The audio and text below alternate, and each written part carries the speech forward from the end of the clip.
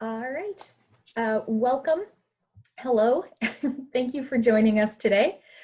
And we're really excited to present a program called Documentation 101 on behalf of the Wisconsin Museum of Quilts and Fiber Arts. I am Melissa Wraalstad. I am the museum's executive director. And before we get started, just a few housekeeping items. We will be answering questions at the end of the program, but if you do have any as we go along, please feel free to post them in the chat. Your audio and your video are turned off, so please do let us know and post those things in the chat so that we can answer them. The program is being recorded and will be uploaded to the museum's YouTube channel. So if you miss anything, if you want to watch it again, or if you want to check out all the other programs that we've done over the course of the last year, by all means, please do check out the museum's YouTube channel or subscribe to the museum's YouTube channel. It's completely free. These programs are free, but donations are greatly appreciated, and those donations help us to continue offering these programs. We'll be posting some things in the chat links in the chat to make it really easy for you to donate. But again, those are greatly appreciated. We'd also like to thank the American Quilt Study Group and the Kohler Foundation for making today's program possible.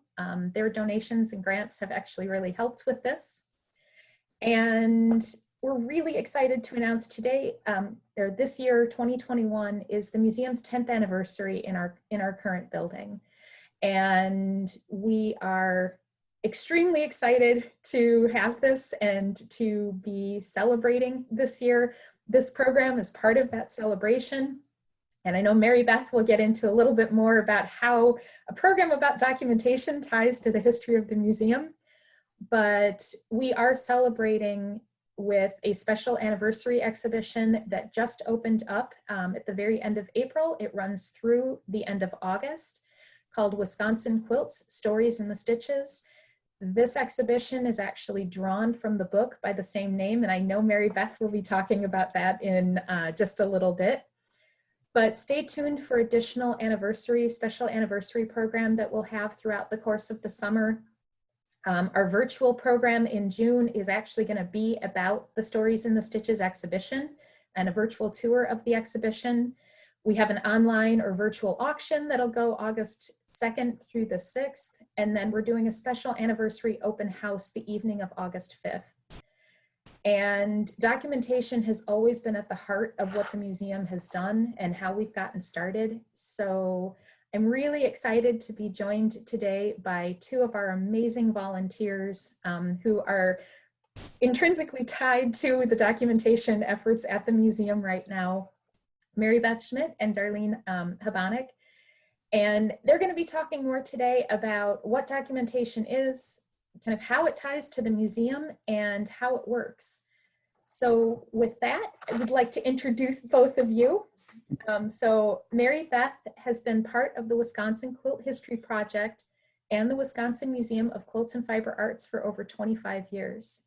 She has served as a board member, secretary, volunteer coordinator, and volunteer.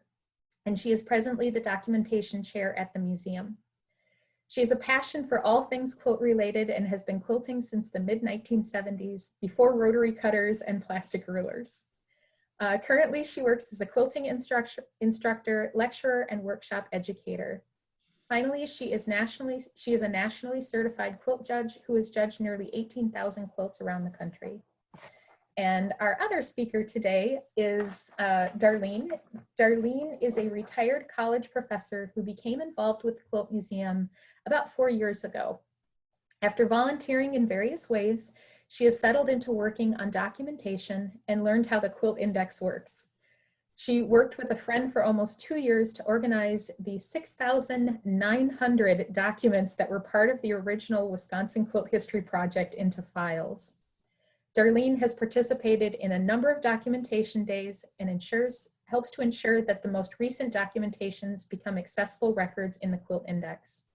She works with a team of people who are committed to entering each quilt that the museum has documented into the index so that they all become part of the legacy of quilting. So with that, we'll start with you, Maribeth.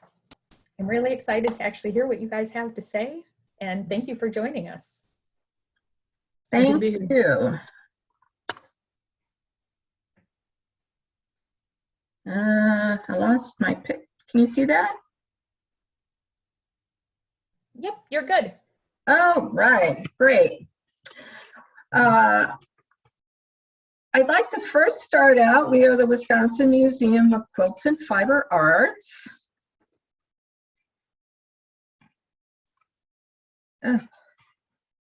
I can't get it to, oh, there we go. So let's follow the sign with me and we'll learn about the beginnings of the project and how we got to be a museum. During this presentation, I will present a brief history about the beginnings of the project. I'll discuss what happens at the documentation, and I'll take you through the process with pictures. I will share tips and helpful information that will help you if you're interested for a successful documentation. And as Melissa said, we'll take questions and we'll give you answers at the end of the presentation.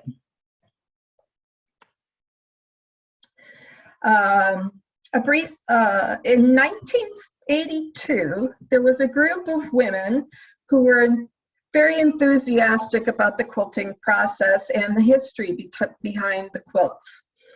These women were quilt makers, quilt lovers, quilt fashion designers, fabric designers, etc.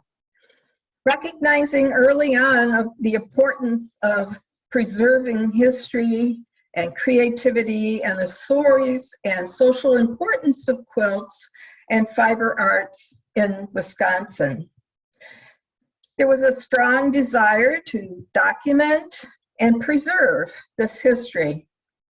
Eventually, the founding mothers wanted to save the information for research and later future study. Along the way, they gave quilt owners who brought in their quilts to documentation a new understanding about what the quilt story was. So in 1982, members of the Wisconsin Quilt History Project met with Shelley Zegert, and this picture is of Shelley Zegert. At that time, she was the founding director of the Kentucky Quilt Project, and her project was one of the first projects to celebrate quilts by hosting exhibits of early quilts, publishing, accompanying catalogs, and eventually a state quilt book. So our founding mothers got really excited that this was a viable opportunity. So they drew up a mission statement and goals, and off we were officially with Wisconsin Quilt History Project. We designed forms, we got volunteers trained and recruited, and we disseminated publicity about our documentation project. At this time, it was called Quilt Discovery Days. The program took off in 1987. We held documentations in Milwaukee and photographed 150 quilts in one day, along with the documentations.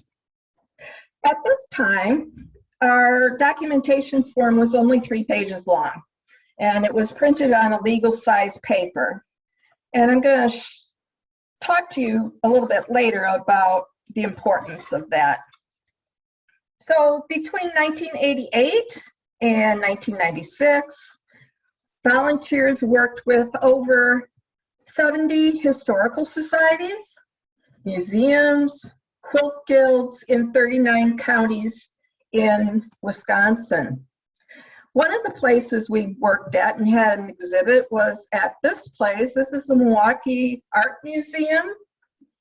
And another place that we had a show and documentations was at the Pabst Mansion, which is in Milwaukee.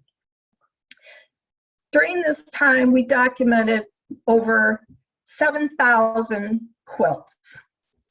Along the way of documenting these, we discovered a rich history behind the quilts, behind the makers, a variety of patterns and materials used. It ranged from very utilitarian quilts to quite artistic quilts and family ephemera such as diaries, personal letters, photos, patterns, etc. With that, all those stories were collected and documented, and we published our first book containing 98 quilts, and this was in 2001. It proved very popular, so in 2008, we made a revised edition. The basic contents are the same. However, if you have this book, you will notice at the back of the book that there are some patterns taken from quilts or made so that they are at the back of the book and that they can be used as patterns for you to reproduce the quilt.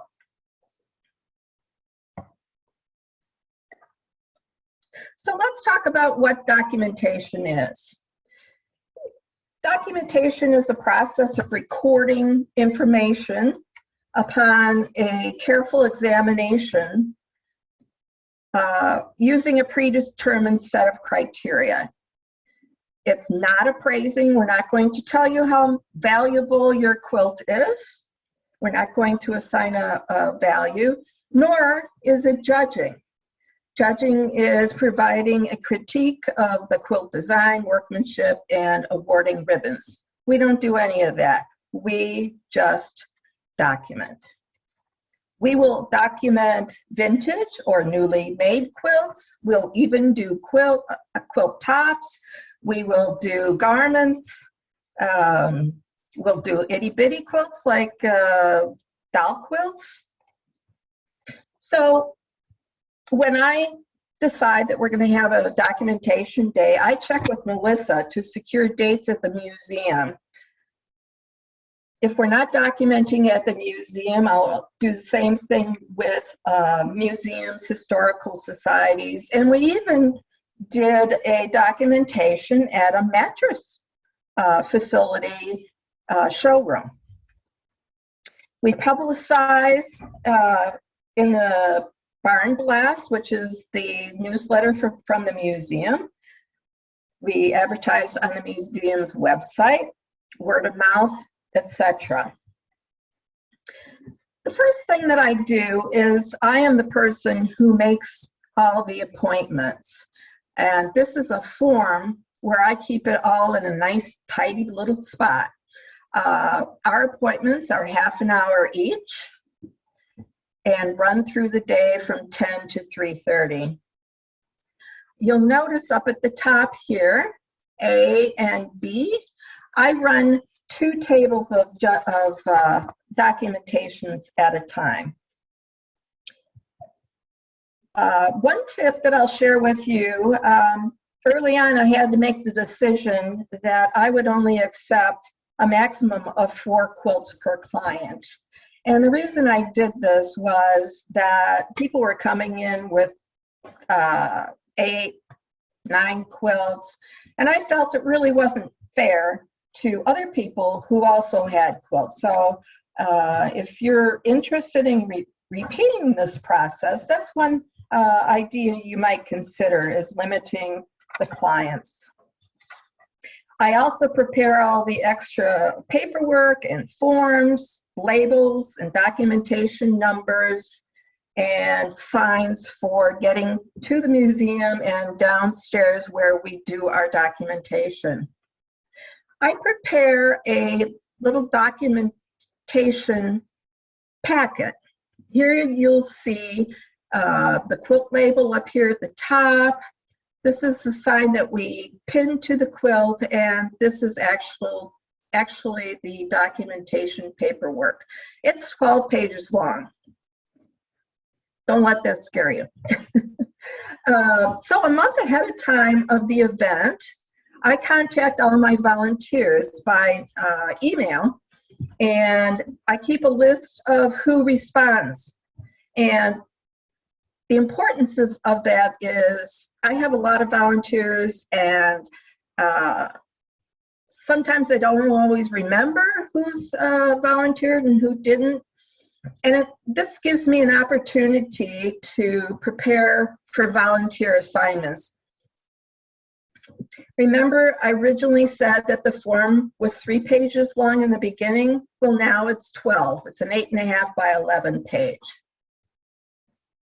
And this is also another point I'd like to point out, that the legal size paper was really kind of cumbersome, and putting it into the files for storage posed a problem. And oftentimes I have requests from people to get a copy of their paperwork, and the 8.5 by 11 paper works a lot better with our copying machine than the legal size. This is the first page of the documentation form. I send this in a PDF to the clients who are planning on coming. I do this because it gives them an opportunity to gather all their thoughts, to collect the family, and help answer some of these questions. It also has there's also a part where it gives permission to the museum to archive the information and allow researchers to use that information. It also includes a photography release so that we can use the photo for future events. This is the second page of the documentation form that the client fills out, just to give you an idea of what we're asking for. Nowadays, I print all this paperwork onto 6 pages. So I print the forms back to front, which conserves storage space in our cabinets. In addition, I always add extra copies just to have them on hand in case someone does not bring their paperwork. I give them this to the clients early so that they can gather up pictures or awards or stories about the quilt maker. And it seems to be working out very well. The day before, I set up the area where we are doing the documentations. I set up a meet and greet station. I clean all the tables to make sure the quilts are on clean tables. I gather chairs and pencils and tape measures, all kinds of equipment. We also use the Brackman book, which is a reference book to quilt pattern designs, and assign numbers. I make sure I have a charged up camera. We have a station that I set up also for sewing labels on, and I also provide signage for how to get to the documentations in the basement. I really suggest that you invest in a rolling cart, because as you see, there's lots of stuff, and my storage room is not very close to the area where we do the documentation. So it really saves making trips back and forth. So on the day of the documentation, I ask that my volunteers fill out a form such as this. So I have a record of everyone how long they traveled, what they did at the documentations. I will assign people to different jobs, such as a scribe, a photographer.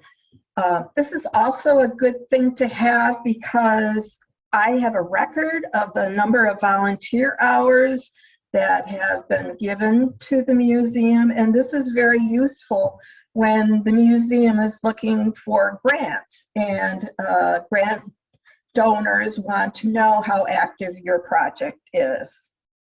It's also very useful because it is a record of people who helped, and I can invite them to a volunteer appreciation day. At documentation, I have a form that I record everyone who brought a quilt in. I have the owner's name, description of the quilt. Form number here is a number that is assigned by the museum. And this makes things so much easier. Because I run 2 tables, we do a maximum of 20 quilts a day, and it can get pretty crazy. So this is always very helpful.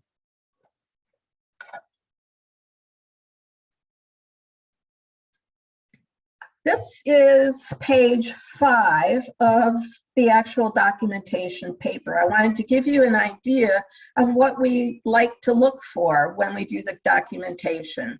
So we look at the shape of the edge of the quilt. Is it corners rounded? Is it a T cutout? We're looking for whether it's embellished or sawtooth. Over on the right side here, we have colors, and we will circle each one of those colors that shows up in the quilt. We encourage the clients to bring family and watch and ask questions.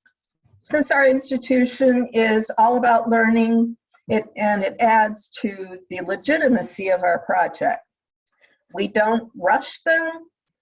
We want to demonstrate that we're very organized, and we want clear communication with the client. So, what's it take to run a documentation day? Well, as I mentioned, we have 2 examination tables, and I have 2 teams of people. I have a couple of floaters, so if we get really busy at one table, I can get them over to another table. It usually takes about 13 people.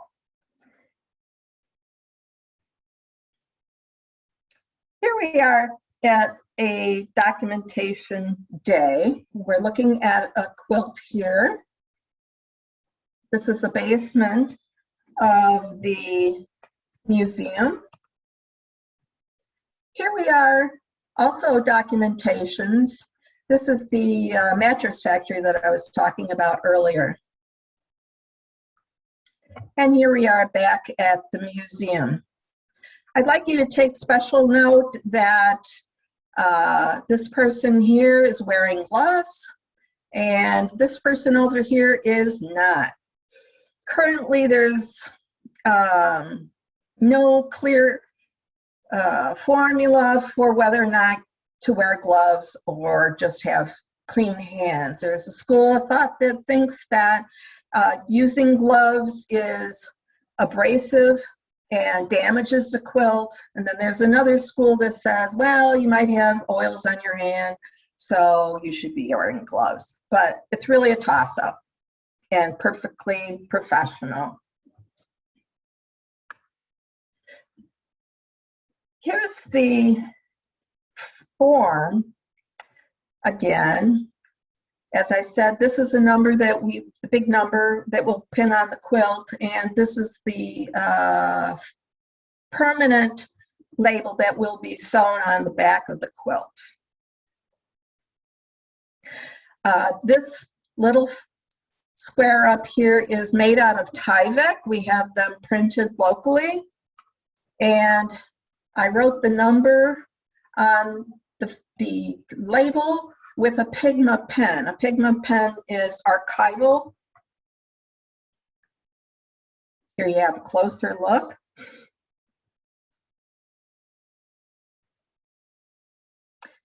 After we fill out all the paperwork on the quilt, we hang the quilt so that we can get a good picture of it. This is our photography area. We do not use bulldog clips. We feel that those are detrimental to the quilt. We use skirt or pant hangers, and that works quite well. Although you can't see it in this picture, we also put a clean sheet on the floors so that at no time does the quilt touch the floor. We want to respect the quilt. And we use clean sheets when we are documenting at the table. We like to take a picture of the full quilt showing all the sides, and then we'll also take some close-ups. Occasionally, some people bring ephemera that goes along with their quilt. This is a pattern that one of our clients brought. I will take pictures of that too. I take pictures of the back of the quilt. Here's an example of a feed sack used on the back. When I do the photography, I urge you to take lots of pictures. I take digital pictures, and you can always delete them. Before, we used to make slides, and we have found that the digital pictures are better than the slides because over time the slides deteriorate. And our mission is to preserve, and we have better preservation with the digital pictures. I also take close-up pictures of areas of interest on the quilt. Here's someone to assign their name to it. Oftentimes we have quilts that come in that are already labeled on the back, which is wonderful. This is an example of a paper piece pattern quilt that came in. I took this picture because it actually shows that the basting stitches are still in there. This is foundation pieced, and on the other side you can see the paper that is included in the back of the quilt. All this is important. A label again that we sew on the back. Oftentimes our clients will say, "Oh, I'll sew that on." You know, you don't have to do that. And we don't like to let quilts out of the building without us attaching this label to the back. We don't want it to get lost, and we just feel much better when everything is sealed and delivered. Before our clients leave, I give them some information about how to take better care of their quilts if they don't know already. This document is 2 pages long. I also mentioned about protecting the quilt from sunlight, using tissue paper in the folds, and using acid-free boxes. Occasionally, we have clients bring in quilts and they will tell us, "Oh, this is a Civil War quilt," or "This is an Underground Railroad quilt. My grandma told me that it was, and so it is." And on occasion, we'll have to share our knowledge about the veracity of the client's claims. Lastly, I put all of the photos on thumb drives, and this makes it really easy, much easier than using slides, and I will send them off to Darlene, and this is where Darlene takes her project. From time to time, we have people call and say, hey, I found a quilt with your label on it, and what the heck does that mean? And so I explain what it means, and I'm usually lucky in going to the files, pulling the paperwork, and for a small fee, I can copy the original form, the paper form, and then send it off to the client. If you would like to donate a quilt to the museum, we have a process for that, and we'd be glad to share that with you as well. Our current exhibit, this is the exhibit hanging currently. This exhibit has 30 quilts from the book that we published. And I really urge you to go because it is really nice. I mean, I'm very familiar with these quilts, but boy, when you get up close and personal, it's a whole different story. So, if quilt history excites you, there are many organizations out there that you might want to investigate. The American Quilt Study Group. We have a Wisconsin Quilt Study Group. There are Facebook groups out there that are, boy, there's a whole bunch of them. There's a FeedSac group, there's a Civil War Quilt group. And most of all, we would hope that you would like to come and visit and volunteer here at our museum.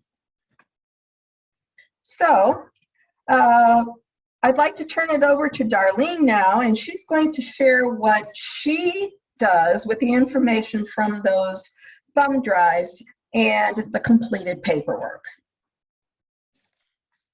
Thanks, Maribeth. As Melissa told you a little while ago, I became interested in working at the Quilt Museum, having been a quilter since the 1970s, just like Maribeth, actually. I've always been interested in the history of quilts and thinking about the women who expressed themselves in the medium they had at hand. They had fabric, they needed to make things for their families, and they did some extraordinarily beautiful things with what they had. And no rulers, no rotary cutters, no special mats, none of that stuff. And it always, whenever I look at an older quilt, I think about the folks who did that sort of work. When I came to volunteer here 4 years ago, I did do some things with the gift shop and some other stuff. Once I came to a documentation day, I was hooked. And then I learned how to access the index and help to enter the documentation information into the Quilt Index so it will become a permanent record. I think that's really important. I think, first of all, because quilting has primarily been the work of women. And I think it's important to honor all those women who've done all this work all these years. Participating in Documentation Day helped me a lot because, first of all, there are some folks, and I include Maribeth in this, who are very knowledgeable about quilt patterns and quilting stitches and telling the difference between hand-pieced and machine-pieced and all those kinds of details that are important when you're documenting a quilt. The documentation has lots of information, every bit we can figure out to record about the quilt itself. It also delineates details about the ownership of the quilt as much as the owner actually can tell us, and then also about the quilt maker, and some of that information is absolutely fascinating. The Quilt Index itself wasn't open to the public until 2003, and the development of the Quilt Index took a long time. It took 10, 12 years for the folks who were first interested in compiling some sort of bibliography of quilting. And then over time with different experts, including Shelley Ziegart, that was a picture of Shelley was shown to us by Maribeth a few minutes ago. And she was very instrumental in serving on committees and raising funds so that the Quilt Index could be designed took a long time. The Quilt Index itself is actually a repository of information.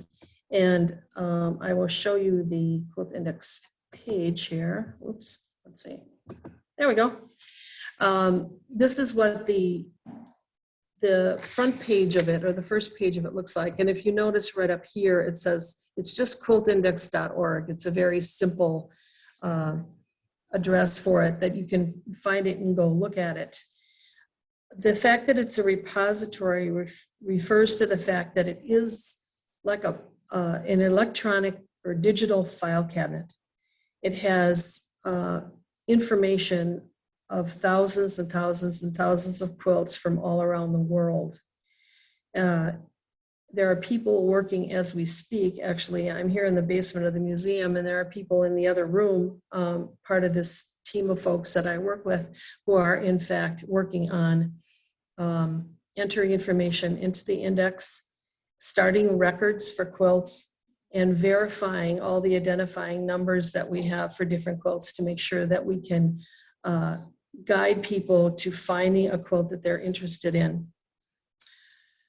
When I go to the this particular index, there's lots of things to look at, and I'm sure everybody's interested in finding the quilt they're interested in. But when you click on this quilts, it's going to take a minute. It always takes a minute. The Quilt Index is a little slow coming up once you click on an item and you're searching for something. But first of all, it shows you all kinds of different quilts, and I'm not sure. Right, you see that I'm pointing to a word that says featured. These are the quilts that are being featured today. There's also a way to look at new quilts that have been just entered into the index, and that will take a minute. You can also search for quilts of a certain time span, and search done by quilts done by specific people, and quilts in specific collections. Our collection, the collection that's was started, the collection of documentations that was started back in 1989 is listed under the Wisconsin Quilt History Project, and I will show you that in a minute. Another aspect that you can go to on the index is something called stories. The index is attempting to collect the stories behind the textiles, information about different projects that were done for different reasons, information about certain quilt artists. There's a story, you may be able to see this over here. It's actually a Native American star quilt ceremony that's actually very beautiful to look at. So these things are all very interesting, and the people who are working at the Quilt Index right now are attempting to add information to all these things as we speak. There's another section you can search on particular artists. This is also a work in progress. As you see, there are specific people who are featured here, whose quilts are in the index, and you can look at specific people. And we are going to be trying to get some of our Wisconsin quilt artists featured also. There are collections of quilts all around the country, and a lot of the collections have a presence on the index. Not all of them, but many of them. And as we look at this, we can actually keep going down. And for some reason, these are on various pages. There's only certain parts of the alphabet on each page. But as we go down, we will find the Wisconsin Quilt History Project, which is right here. And you can actually look at our project and see some information about it, talking about documentation days. And the interesting thing to me about this bit of information is that all these places that you see that are listed here are museums or historical societies that have contributed to the documentation process. And the people who participated in documentation days for a number of years will tell you that going to the Horde Historical Museum yielded, several hundred quilts that we have listed on the index. So I'm happy to see all these places all around our state that have contributed to this. There's also an opportunity to look at resources, and there are lots of resources to look at. There are articles, there are essays, there are, I'm running out of words here, but there are lots of things that you can look at if you're interested in studying quilts, and that's really what the index is all about. There's also a section on ephemera. Maribeth mentioned that earlier, and the Quilt Index has lots of newspaper articles, journal pages, old publications that featured quilting. If you go to the About section, you can read the history and how the Quilt Index was actually designed. And it was an amazing process, including lots and lots of fundraising to fund all the work that was done.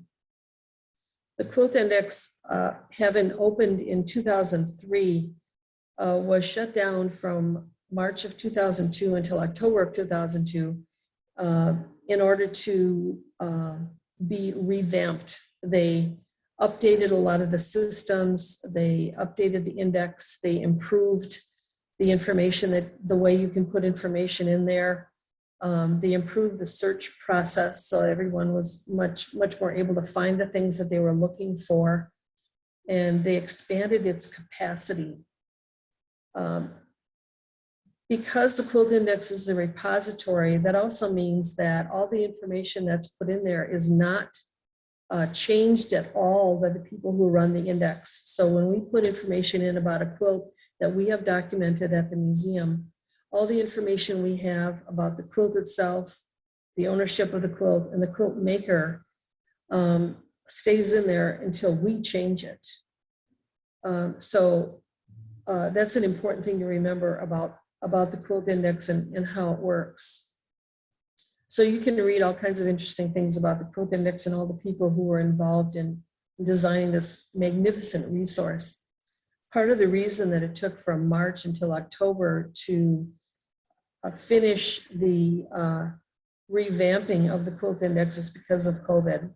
They had to shut down the Michigan State University, where this is housed, for a while, just like everybody else shut down. So they had a little trouble getting it back up, but we are certainly happy that that happened.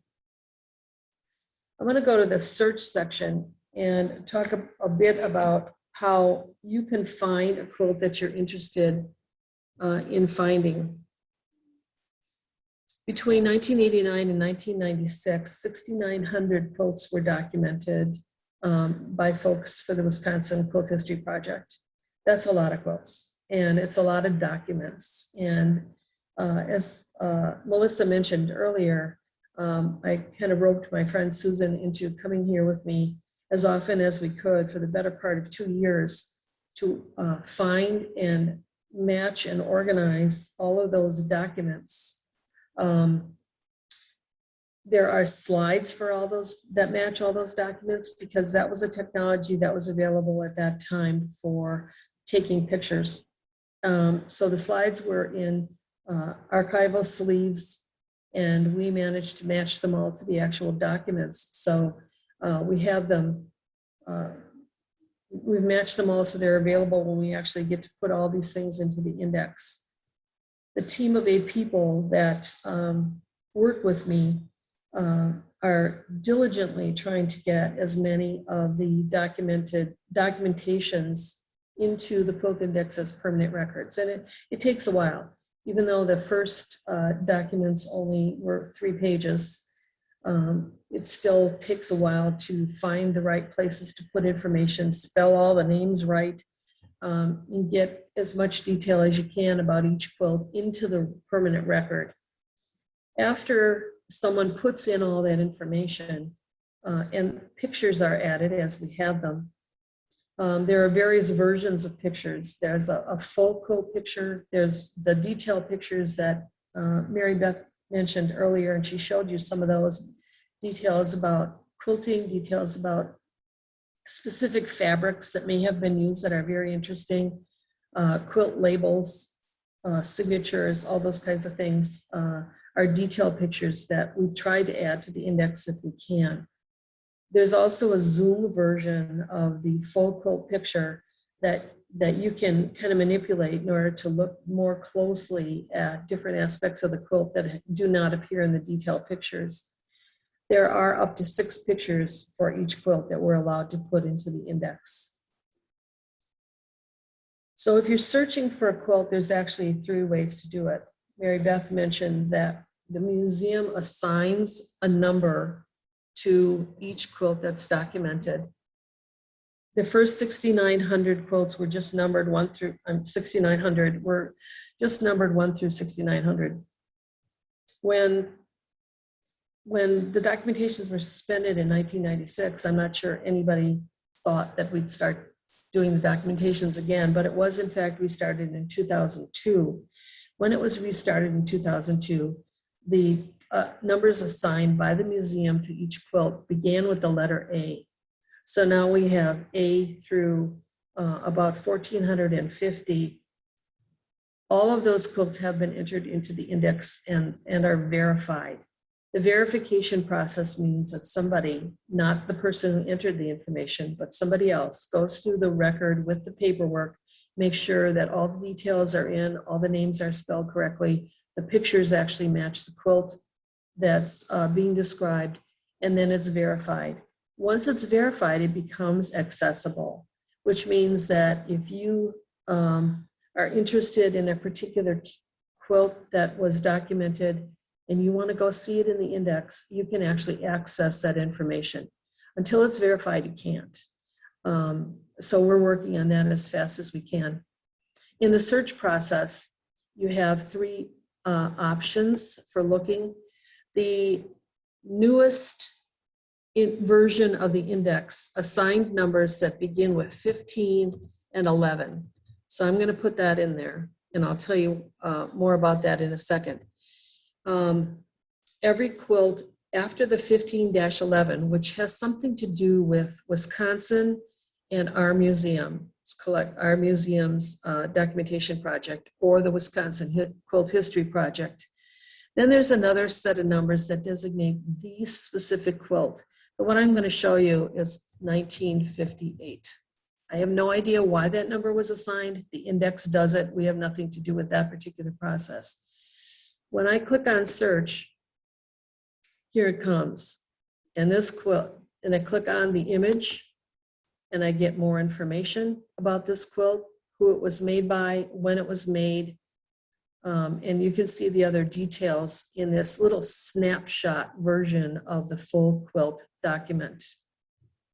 If I click on full record, in very dark print, I will get all the information that's been put into the index about this particular quilt. There's a section about who brought it in, how that person got the quilt, what kind of quilt object it actually is, what the owner calls the pattern of the quilt, and then if there are any other names for the quilt. The owner in this case called it Boston Commons. It's also called Trip Around the World. Mary Beth mentioned the reference book that we use by Barbara Brackman, which is the Encyclopedia of Pieced Quilt Patterns. So this number right here designates which quilt pattern the documenters assigned to this particular quilt. The quilt is measured, as Mary Beth said, all this stuff, measured, and colors are determined, and the condition of the quilt, what kind of fabric was used, what the backing's made out of, what the batting's made out of. So as much detail as we can get about that actual object. Then we get to a whole section that has to do with the quilt maker. And the part of the document that Maribeth said she forwards to the owner of the quilt is what the information that goes in here. We want to know every detail about the actual quilt maker that we can find. Sometimes these sections are full of detail about how many children she had, what her husband's occupation was, what her parents did, her religion, all kinds of stuff like that, that we can put in here. Sometimes, sadly, we have no information about the maker whatsoever. Sometimes we don't even know who she is. But we like to put in as much of this information as possible. Okay, let me go back up here. So having that 15, and I'm going to point to it here, 15, 11, and whatever number is the most direct way to search for a quilt in the index. I'm going to go back and click on search again because I want to start over with the search. Before the index was revamped in, I'll speed up a little bit. Before the index was revamped in 2020, the numbers that we had started with 42 was 40, whoops, click on there, Dar, was 42-75- whatever, and in this case, it's C8. Very often these numbers had letters and numbers in it. If we click on search, it indicates to the index that we're still looking at, we are looking for a Wisconsin Quilt History Project quilt because of the 4275. So if we click on that, lo and behold, we get the same quilt that we just looked at. So that's a second way to search. We have a lot of the 4275 numbers in our master list that we're compiling. A third way to look for a quilt is to use the museum number. And you saw, Maribeth, that showed the label that's sewn on every quilt that we document that has the number, the sort of the Wisconsin Quilt History Project inventory number.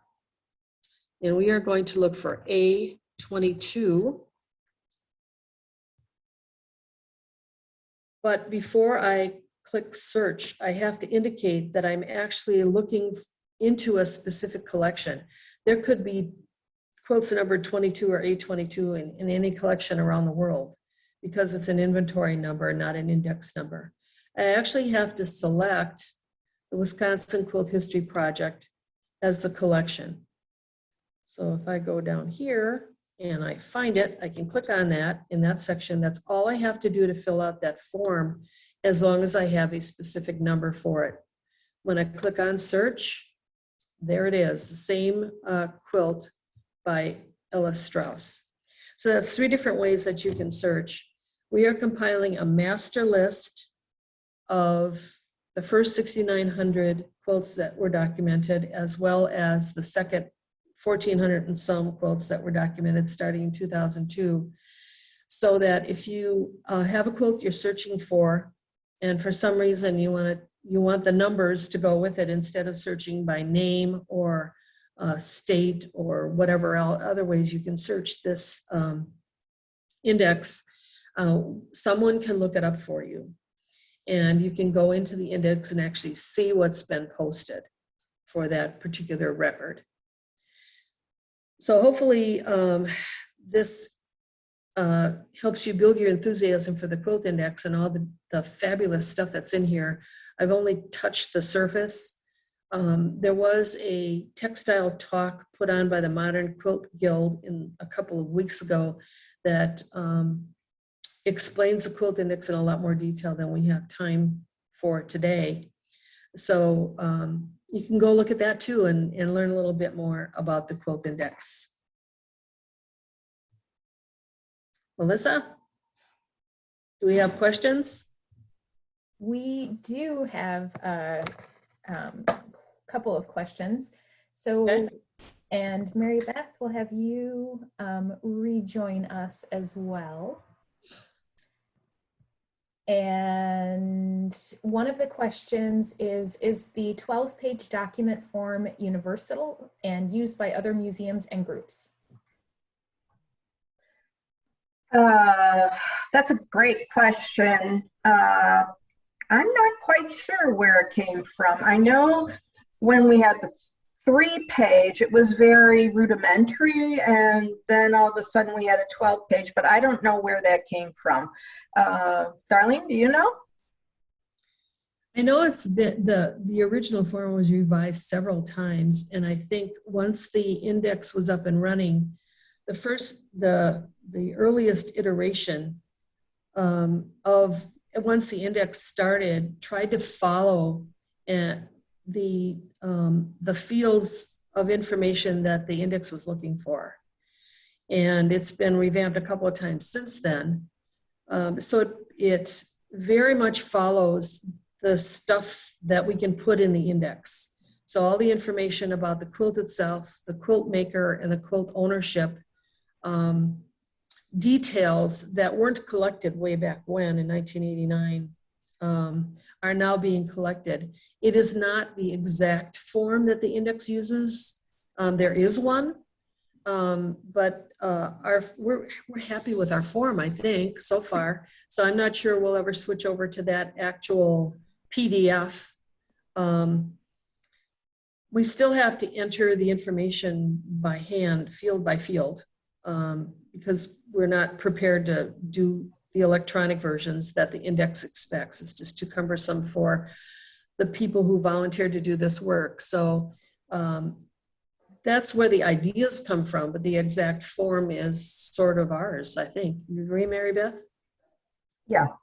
I mean, the other advantage to us doing the paper forms is all of those live at the museum. So we then have a backup record of everything that's entered in the index. So whether there's the photos that Mary Beth and the team of volunteers at documentation are taking, or the papers that Darlene, you and your team are entering. And as Mary Beth mentioned, we do get a lot of people who will actually ask, like, I picked up this quilt at an estate sale, or I inherited this quilt, or Yes. and it's got that tag on the back and it's got the number and our name, and they'll call us and ask for information about it.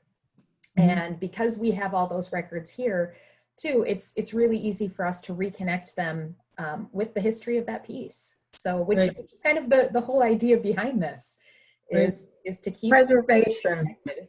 Yes, preservation. Yes. Mm-hmm. It's preserving the stories as much as it is the quilts. One of the questions we get, which I can actually answer, is, does the museum own the things? No, the things that are documented and brought in for documentation, they're owned by the people that are bringing them in. So the museum itself does not own them. However, everything that the museum owns, we do document. Yes. So you saw in the label, I posted it in the chat, but you saw in the label that Mary Beth had put up, it said museum accession number and then documentation number. We use the exact same labels for the museum's collection. They'll actually get assigned an additional number that's a museum internal accession number, but we do document the quilts here because we want our collection to be accessible and available for people if they're doing research as well. I think I heard that something like 90% of the quilts that have records in the Quilt Index are privately owned. They're not owned by museums or historical societies or whatever. They reside with the people, and many of whom have heritage associated with the quilt. And I love that. Yeah, I mean, that's the whole idea, is we want to keep those stories and preserve those stories as part of it. One of the other questions we got is, what is the typical cost to a client for quilt documentation? After they make the appointment with me and they show up at the documentation, I ask for a donation of $10. And that $10 covers all of the time and effort, the 30 minutes that my team examines the quilts. Should someone find a quilt with a number on it and they want to know more, and they give it to me and I search for it and find it, I will copy it for $5 and put it in an envelope and ship it off to you. I'm glad to do that. I get a lot of people who do that, who want that. And I mean, we've even had not just owners, but new owners of things, or the kids who inherited the quilt sometimes will reach out to the museum or reach out to us. We try to keep those costs. Like I said, these are costs that are then given to the museum. So I mean, the donations that Maribeth asked for help to support the museum. So it's not a huge chunk of money that's coming in or anything, but it's something that helps to offset all the effort that is undertaken. And we have in the past, and as Maribeth alluded to, even with the like Verlo Mattress Factory actually going to a place like that, we've done documentations all over the place. That one was just a few years ago. So if we have organizations that are interested in hosting one, you know, we're more than happy to set something like that up too. So we understand not everybody can come to us each time we do a documentation. Sometimes it's easier to go to come to you or go to you. So it's been a great thing, but like I said, the museum wouldn't exist if not for these documentations and if not for this initial project. You're right. I had a call from the Ripon Historical Society, and they had probably 20 quilts. So instead of asking them to bring 20 quilts, I got a team together and we went to the site. And that way, they were in sight of the director of the museum, and she knew what we were doing with them, and she could check in with us, and everybody was happy. Another question, when is the next documentation? The next documentation is in August when we hold our celebration for 20 years of the Quilt History Project and 10 years of the museum. Unfortunately, I do not have any open appointments because I had a full list when COVID started, and I've had to cancel it twice. So those people who have signed up from way back when get first chance. So after that August, then we will be doing them in November. And if you're interested, get in contact with me and I'll get you on the list. They go fast. Well, it's because we have to have a limited number. We've only got so many volunteers that can help on any given day. Correct. Yeah. Yeah, and unfortunately, COVID forced the like so many other things, us to reschedule things. So we're excited to be getting back to doing documentations. Fortunately, the work that Darlene and her team have been doing have been able to continue on even with the pandemic. But we, I think those were all of the questions that we had. Do you have one final one? Can you come and observe a documentation? Sure, bring a quilt too. You're actually welcome to. That was one of the things it's a lot of fun, particularly when we do them off-site. We had a lot of, when we did them at the Mattress Factory, for example, we had a number of people that were coming in just to see what was going on and to see what we were doing. So nope, we do the, in general, we absolutely welcome you to do it. Hopefully by August, things will be calm down enough with the pandemic that it'll be easy to have a bunch of people together, but we'll see how that plays out. But no, in normal times, we encourage visitors to actually come in and see how the documentation works and just to watch to see what the process is. The other thing that occurred to me, just as a final kind of note to what both of you were saying, is please, please, please label your quilts. Even if they're not coming in to us for a documentation, or you're not bringing them to another documentation project, put a label on the back of your quilt. It's the best way to make sure that the people who someday get your quilt know who made it, why it was made, when it was made. We tend to think of, well, I know this, or I gave it to my kids or my grandkids, so they'll know this. 100 years from now, that's not going to be the case. So we want to make sure, and it's a lot easier to get those stories now than it is 100 years from now. So please make sure that you're putting the labels on each of the things that you're making. So 100 years is not an exaggeration. nope. We get quilts all the time that are quite old. But that's not to say that we only do old quilts. We do new ones too, and we do tops, as I mentioned before. We'll do blocks. Well, exactly. I mean, we encourage people, you don't have to have a historic quilt or an antique quilt or an heirloom quilt to have it documented. You can bring something in that you made and have it documented. Because again, the idea is to preserve that story and to maintain as much as we can about the record of that. And if you're the one who made the quilt, it's a lot easier to get that story from you. So, any final thoughts, ladies? No more questions? No more questions. Those are all the questions that we had. We did get a few things saying, great presentation, thank you so much. So, and encourage people to volunteer at the museum if they have the time and the inclination. We can always use documenters. I think when COVID abates a bit more, we'll try to have some more training sessions for people who want to enter information into the index, which can be done at home. Once you get through the training, we do have the work sessions here just because people like to get together and solve problems and get questions answered and deal with technology. But we can always use more people. I'd say Maribeth, the same. I'd just like to mention that in order to get a hold of me, you need to go to the museum website and look for documentations. I think it's on the staff page, and I can help you out. Or just reach out to the museum. We're happy to help and get you in touch. Mm-hmm. All right, with that, thank you both so much for joining us. Thank you everyone for joining us. Again, these programs are, today's program was made possible in part with support from the American Quilt Study Group, as well as the Kohler Foundation.